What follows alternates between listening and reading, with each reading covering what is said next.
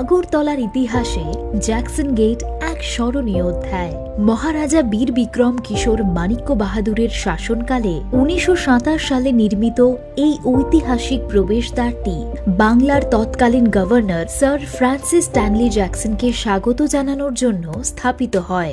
সময়ের প্রবাহে এর আদি কাঠামো বিলুপ্ত হলেও এর ঐতিহাসিক গুরুত্ব আজও অমলিন। রাজ্যের এই ঐতিহ্য পুনরুদ্ধারের লক্ষ্যে আজ মাননীয় মুখ্যমন্ত্রী প্রফেসর ডক্টর মানিক সাহা মহোদয় এই জ্যাকসন গেট পুনর্নির্মাণের ভিত্তিপ্রস্তর স্থাপন করলেন। ২০২৫-২৬ অর্থবর্ষে উজ্জয়ন্ত প্যালেস থেকে কামান চৌমুহনী পর্যন্ত রাস্তা রক্ষণাবেক্ষণের অংশ হিসেবে জ্যাকসন গেটের সৌন্দর্য বর্ধন ও নির্মাণ কাজ গ্রহণ করা হয়েছে, যার মধ্যে ফাউন্ডেশন সাবস্ট্রাকচার, সুপারস্ট্রাকচার ও ফার্নিশিং এর কাজ অন্তর্ভুক্ত।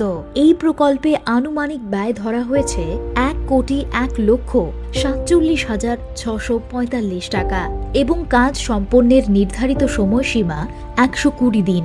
রাজ্য সরকারের পিডব্লিউডি আরএনবি এর তত্ত্বাবধানে এই উদ্যোগ আগরতলার ইতিহাস ও গৌরবকে নতুন রূপে ফিরিয়ে